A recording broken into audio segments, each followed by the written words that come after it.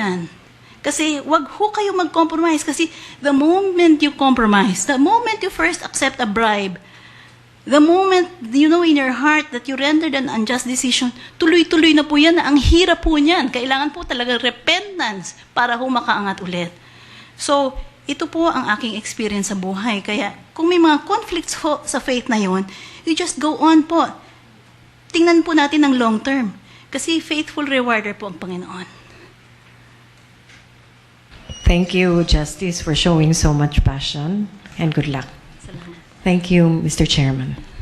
Attorney Mejia, please. Thank you, Mr. Chairman. Magandang hapon po, Justice Magandang hapon po.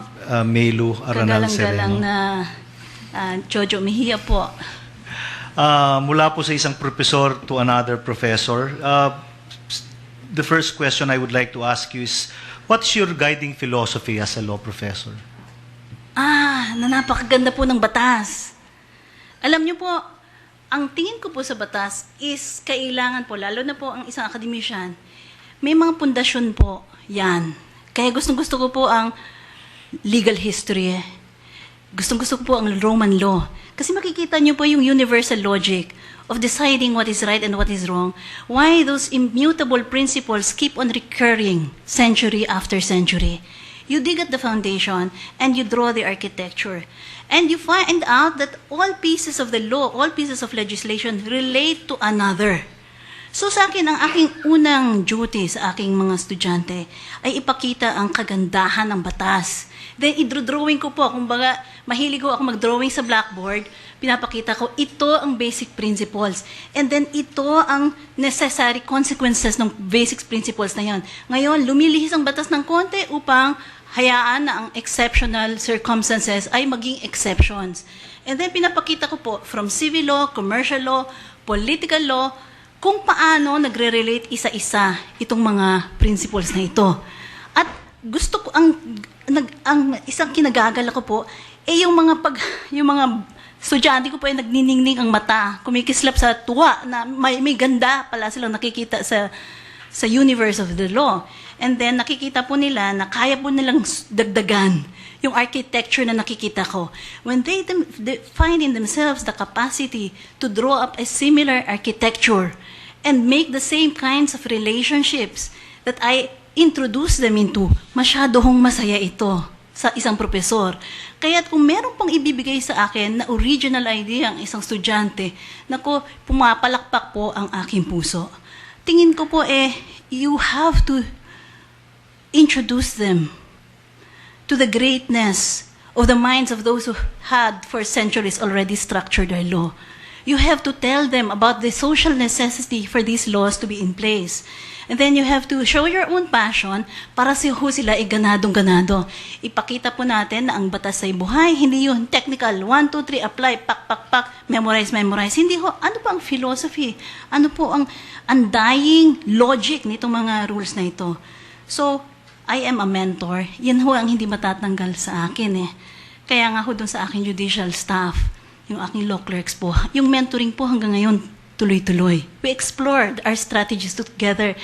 And I draw a roadmap for them, especially in the complicated cases. And when they are able to see na meron silang capacity to build on that roadmap and even, in fact, show me roads that I had missed, that's a thrill for me. And then I try to tell them that there is a career beyond being a law clerk. You can be a judge. And I have promised that at the right time when they have ripened, I hope that they will join the ranks of the judiciary as well. I have also, maari kong wag sana magalit ang aking mga law clerks, tinutulungan ko rin po sila sa scholarships abroad. In fact, dun sa mga law clerks ko, paumanhin po, 4 po ang mag-abroad. Kasi sinabi ko po sa kanila, dun sa mga funding agencies, alam niyo po, malaki ang aking panaginip para sa itong mga batang ito. Ito po, nakikita ko, pagbibigyan po natin ng tulong, magiging great person po ito. Maari pong nandun siya sa ganung posisyon in the future. Tulungan po natin siya kasi sayang po ang talino at kabutihang loob na binigay sa kanya. Ang bait po ng Diyos.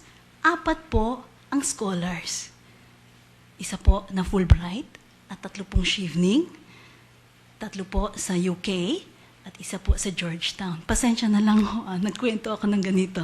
Pero ganun ho akong ka-excited para sa mga kabataan natin. Ang duty po natin is to give the young generation hope. Not to make them cynical, not to make them jaded. Kaya nga, masakit sa akin pag ang mga matatanda ang nagsasabing ng yung mga batikang practitioner, okay lang yan, okay lang yung bribe. Huwag po natin gawin yun eh. Yun po ang aking tingin. Before you joined the Supreme Court, you also did significant work as a consultant on judicial reform. Now that you are a member of the Supreme Court, to what extent are you pursuing these reforms? Sa kagalakang palad po nasama po ulit ako sa diskusyon. At yung mga opisyales po ng World Bank ay sinisimulan na po akong i-orient doon sa mga years na na-miss ko. So, yung una ko pong ginawang papel noong 1995 sa seed paper for the technical assistance that the UNDP was willing to give the Supreme Court. It's technical assistance. From that concept paper, kung bakit ang economic development ay hindi gaanong mausbong sa Pilipinas at anong relasyon ng hudikatura doon, naging malaking project po yun. At nag-usbong po yun ng Blueprint for Judicial Reform. From that blueprint, nag-take off po yun doon sa Action Program for Judicial Reform. Tapos may mga subcomponents po yun. Ang natutuwa po ako nakikita na yung isa pong sinamahan kong proyekto, yung mediation, yung case management system, ay buhay pa. Nakikita ko rin po na until now, yung pag-dialogue ng basic sectors at ng judiciary, yung dialogue ng economic sectors at ng judiciary, nang sinimulan ko po nung mid-1990s, ay nagyabong po ng maraming diskusyon at dialogo in the future. Yun nga pong mediation. Masaya ho ako na andyan at buhay at ang ganda po ng resulta. Pero may mga studies po doon na kailangan po nating pag-aralan ulit. The Action Program for Judicial Reform was written in the late 1990s and in the early 2000s. They have to be updated kasi hindi nila nakita yung projection ng population, yung problem ng urbanization, not even the existing traffic problem now, which is somehow affects the dispensation of justice. It has to be updated. Many of those principles need to find their voice in legislation. Kailangan natin pong i-articulate yan. Especially in the concept of rationalization of the assignment of courts. At nais ko po sana na if there are reforms that need to be legislated, because reforms cannot be dependent on the personalities of the Chief Justices. Kailangan po, it is an institutional commitment. And because it is an institutional commitment, it must be locked in place. Not on the basis of personalities changing, but because we have to take the long-term view of things. Yun po ang nakikita ko ngayong kagandahan kasi po yung computerization, it's ongoing now. Ang dami-daming changes na gagawin natin. We hope to catch up with the private sector. We hope to catch up with our counterparts in the other countries. So, madami hong trabaho at kailangan po ang tulong-tulong ang lahat. Not only the judiciary po, kailangan po namin ng tulong ng Kongreso at ng executive. May konting limitasyon po kami sa oras, kaya bibigyan ko naman ng puwang yung mga mungkahing tanong. Una po, what would be the specifically and uniquely feminine input of a lady Chief Justice to the historically male-dominated Supreme Court? Maikli lang po.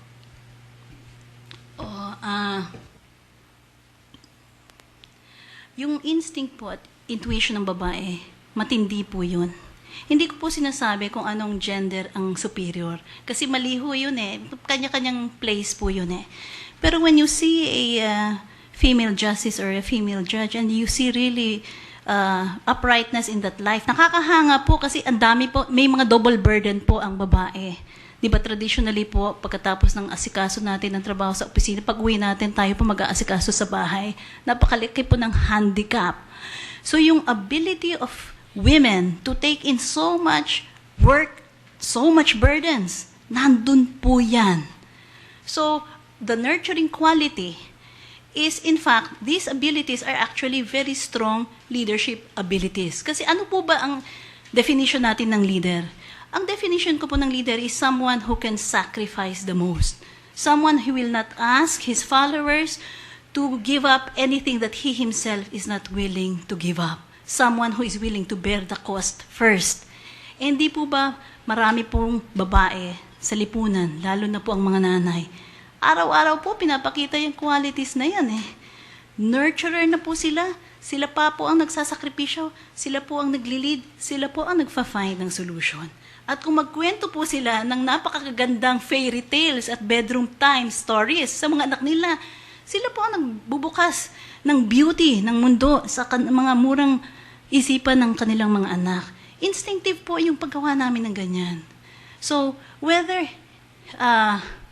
that is the kind of leadership we propose, tingin ko may resonance po yun sa pusong Pilipino eh. Pangkat ng tanong, siguro babasahin ko na yung tatlo, no? Magkakaugnay po ito marahil. How would you describe your relationship with other justices? Do you think you have ascendancy over them being junior? And what do you think of a Chief Justice who is always in the dissenting opinion? Magandang tanong po yan kasi mahirap pag-isipan po yan, ano? At pinag-iisipan po yan ng maraming tao. Noon pong si Chief Justice Claudio Tihanki ay naluklok bilang Chief Justice, ang buong bayan po ay nagkaisa na siya po ang kailangan. Yung majority po ng justices na iniwan po niya from the Aquino Court, which was 6, na-carry over naman po sa Tihanki Court at nagkakaisa naman po talaga sila. So, hindi po indikasyon na pag nasa dissenting side ka, hindi mo kayang mag-lead. In fact, I think his brave dissent allowed people to believe in the judiciary again under his leadership. Yun pa ang panguna, no? Pangalawa po, gaya po na sinabi ni Chief Carpio po, ang sinabi po niya is, ang aming kalaban sa issue ngayon ay aming kaibigan kinabukasan. At maaari naman ang kalaban namin sa susunod na kaso. Wala pong permanent alliances. At ito ay pinakita nung less than 24 hours after the vote of conviction came out. Nasa, kami noon decision writing recess. So, nasa malalayong lugar po nga yung iba eh. Nagpatawag po si Chief Carpio at sabi po niya umalis po kayo sa inyo kung saan man kayo at doon pumunta kayo kagad after lunch at magbi-meeting tayo. Lahat ho ng kaya, dumating. And unanimously, wala hong nagsumbatan. Bakit ikaw kasi nag-dissent? Bakit kasi ikaw nasa side kang ganito? Wala hong nanumbat na ang impeachment trial ay naganap dahil sa mga dissenters. Nagtatawanan ho kami and we came collectively with unanimous resolutions, all to ensure the people that the court is functioning without skipping a beat. Ganon din po yun eh. Kasi professionals po lahat eh. So they understand what they need to get over with. And they know that this is the law, we cannot do anything about it. So immediately, assume po ng court function. Ganon din po eh. After Chief Justice Tihanki was installed, the court came together. Nobody ever said, why were you always a dissenter that led to the downfall of Mr. Marcos? Wala hong ganun, wala hong sumbatan. Yun ho ang beauty when you get to be in a collegial body where you have to respect strong individual opinions, gaya po ng nasabi ni Justice Peralta, minsan nga po nagkakasigawan kami. Pero kaya po namin yon. Nagkakasigawan, tas maya-maya nagkakabiruan. Kailangan po may ganong qualities po kayo. Kung hindi ko kayo tatagal. Kasi yung assault po, habang kayo ay nasa kabilang side, matindi po yun. Kailangan yung dibdib nyo po, kaya yun. Maraming salamat po, Justice Sereno. Good luck. Thank you, Mr. Chair. Po. Justice Lagman, please. Thank you very much, Mr. Chair. Justice Sereno, magandang hapon. Magandang hapon po, Justice. Una sa lahat, binabati ko kayo sa galing ninyong managalog. Ngayon ko lang kayo nadinig na nagsalita sa wikang pambansa. Salamat At po. ako ay lumubos na humanga sa inyo. Salamat. Ako mismo na taga Bulacan ako ay hindi ko maisip ang sarili ko na magsasalita ng ganyang kalalim na pananagalog. Salamat. Dahil dito, sisikapin kong tanungin kayo sa wikang pambansa. Okay, kanina may nabanggit kayong 7 panununtunan ninyo bilang maestrado. Pwede po bang sabihin ninyo sa amin sa maikling pananalita kung ano itong 7 panununtunan na ito? Nais ko pong, pagdating ko po ng 70, sa Okay. 2030, kaya ko pong tingnan kayo sa mata. Okay. At sabihin ko, Justice Lagman, I kept my oath faithfully. Okay. And at the end of the day, when the Lord takes me home, I want to hear Him say, well done, good and faithful servant. Yun po ang aking framework po din eh. So, in order to do that, napakahirap po ng role ng isang justice ng Supreme Court. Lahat po ng pressure, pag-iisipan po ng mga taong gustong impluensyahan ang decision mo. So, ang ginawa ko po talagang nag-cultivate po ako ng reputation na, hindi ko alam kung alam po na noon, tinatry ko po deliberately malaman na hindi po akong lalapitan po. No? Pero, in order to do that po, bago ko man lang i-signal na ganun po ako na huwes, kailangan po ako may rules that I discipline myself by. And these are 7. The first po is, I must never put myself in a situation in which I cannot judge rightly. In other words, kung alam ko po na darating ako sa punto ng alanganin, dahil po ako'y napaka-active sa isang social and civic organization, dahil po ako'y nakapagkikiskis ang braso sa mga negosyante, dahil po ako'y maligimit nakikita sa party, magkakaroon po ng mas malaking chance na isang partido ay sasabihin, inhibit yourself, kaibigan ka ni Pedro at ni Juan. So kung hindi ho ako nila na laging nakikita sa mga gunang organisasyon, bihira po na may magdadala ng motion for my inhibition. And kailangan ko kasi chinecheck ko yung puso ko eh. Pag nakita ko po yung puso ko ay nahihirapan, conflicted, na alam kong kumikiling na po ako sa side, kailangan po akong umatras na at sasabihin kong wala akong capacity to judge fairly.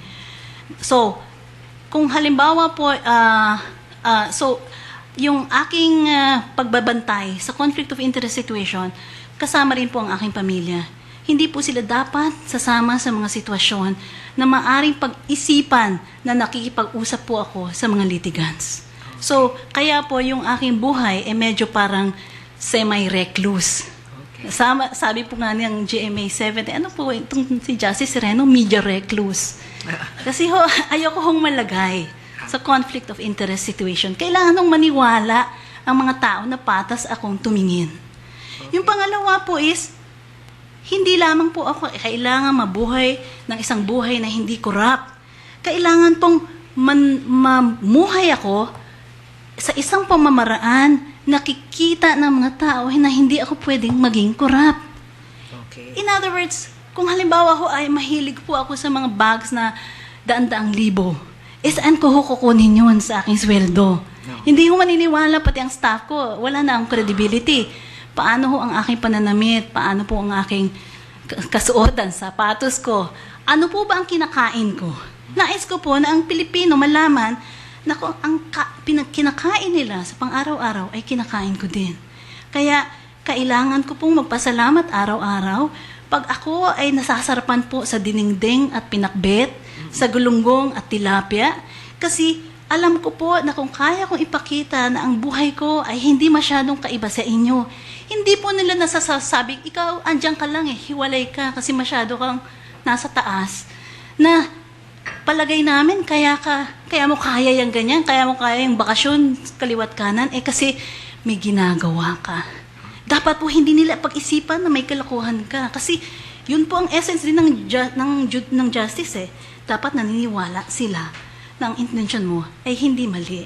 Yung pangatlo po is, yung akin pong trabaho.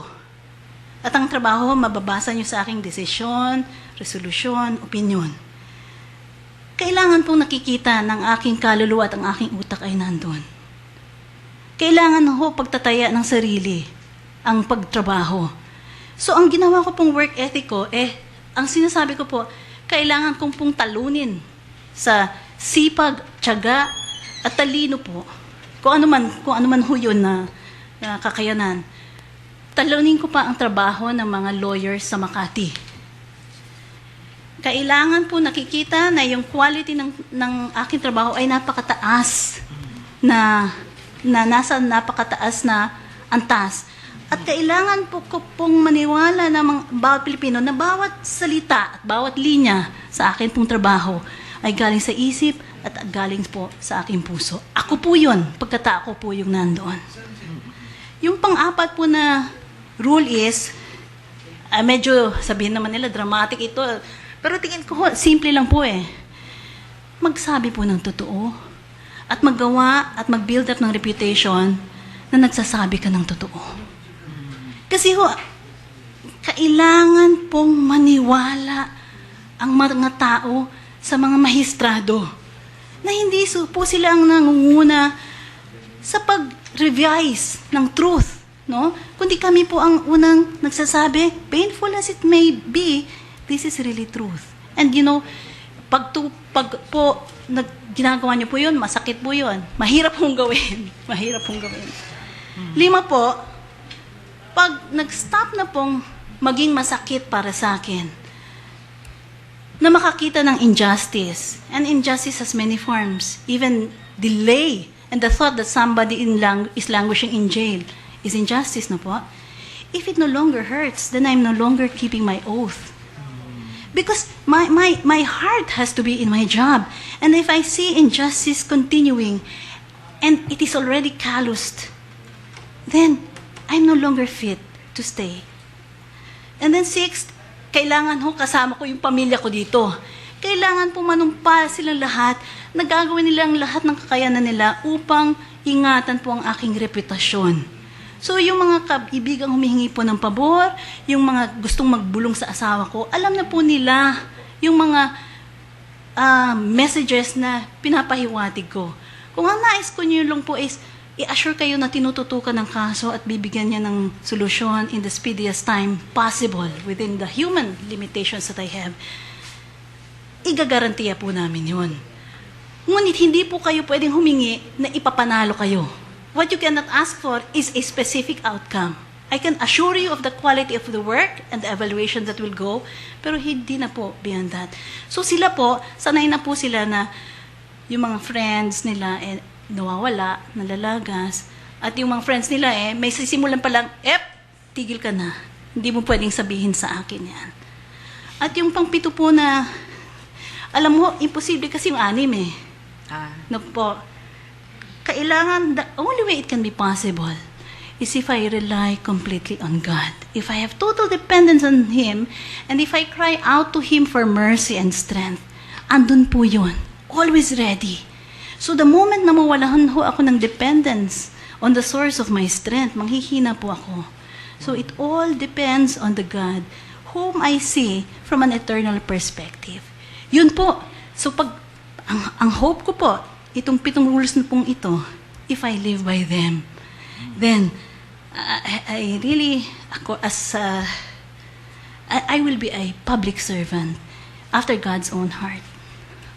So, sa nakikita ko, yung 7 panuntunan nyo ay nakasulat. Sinulat ko po, dineliver ko po sa Ateneo de Davao. I see. So, yan po ba ay nakakwadro, nakalagay sa inyong opisina para tagapagpaalala ng panuntunan yung ito? Nasa puso po, nasa diwa, Oo. pero napakaganda po ng suggestion nyo. Napakaganda Gagawin ko po. pong, ilalagay ko po sa kwadro. Salamat po.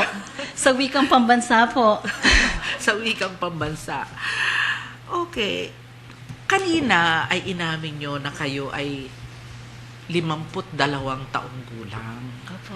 At kung kayo ay papalaring matalaga bilang punong maestrado, ay kayo ay magsisilbi sa katungkulang ito ng 18 taon. Opo. Okay. Dahil dito,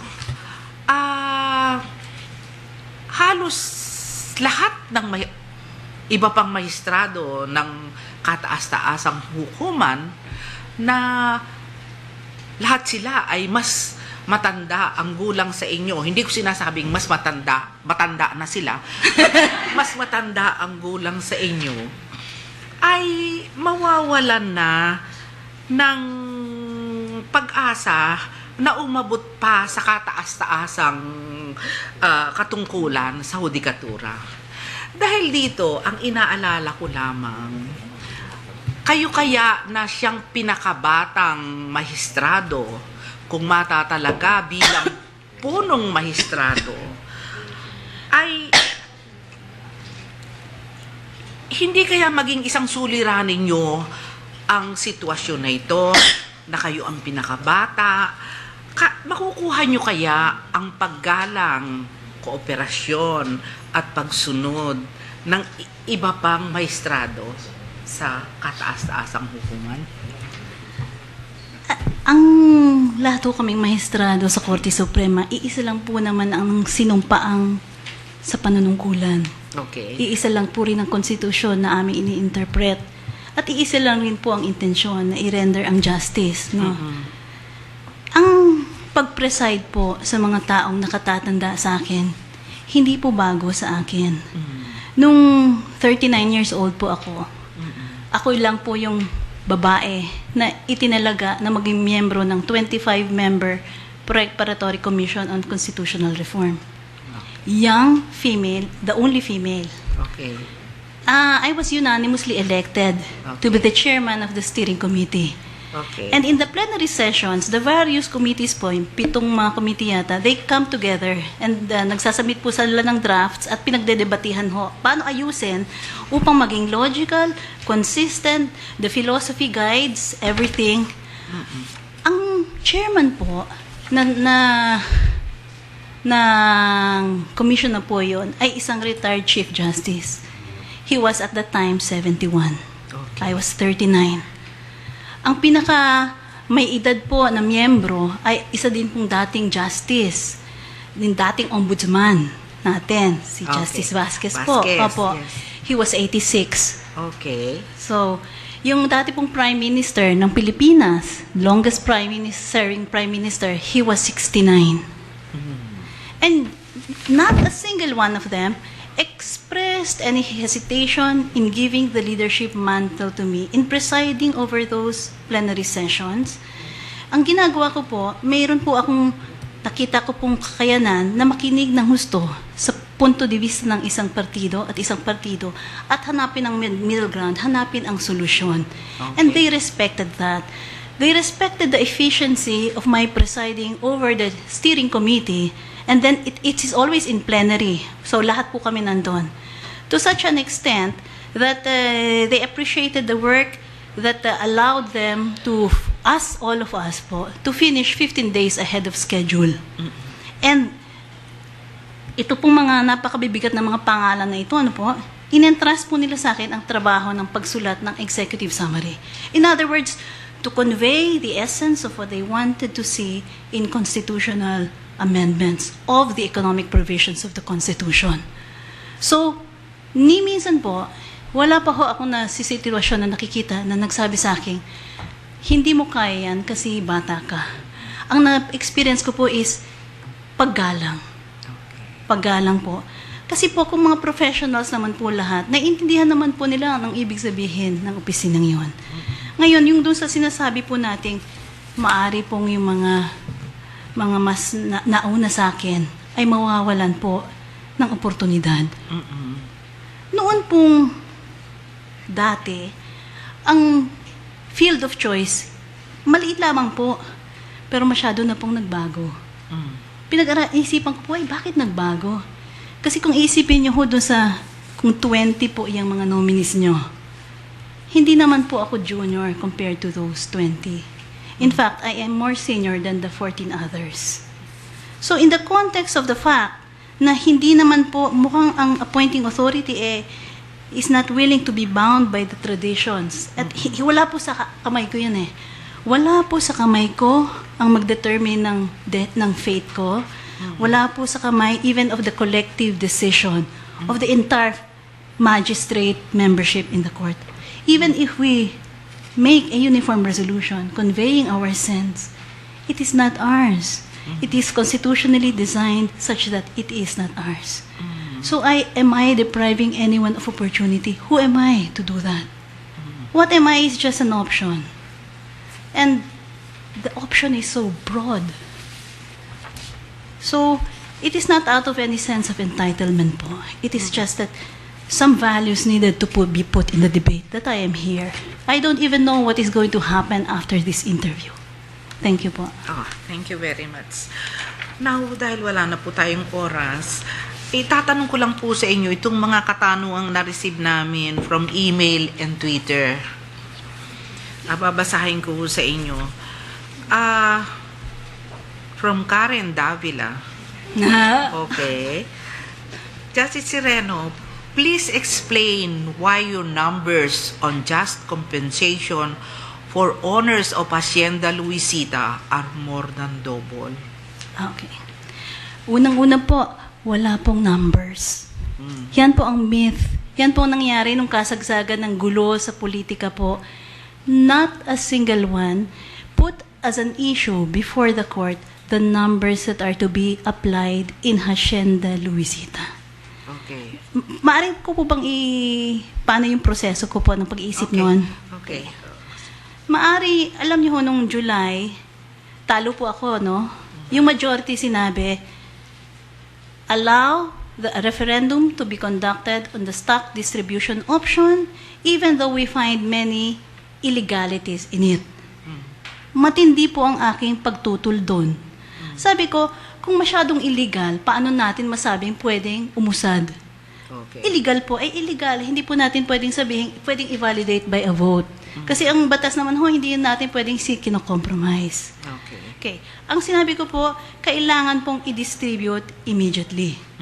At that point, we were only just talking about the stock distribution option, whether we can uphold it or not. Ano po? And then, dahil sa ganun ho ang debate, wala hong factual issue kaming inisip kung ano-an talaga ang just compensation. But as the time went on and the discussions were progressing, in November, tiningnan ko po yung uniform jurisprudence natin. At sinabi ko po na simula nung na-approve ang regulations at ang batas on CARL, uniform po ang jurisprudence natin na may formula po ang just compensation na may mix of agricultural output together with the neighboring lands. In other words, ang binigay ko po doon ay formula na uniformly applied.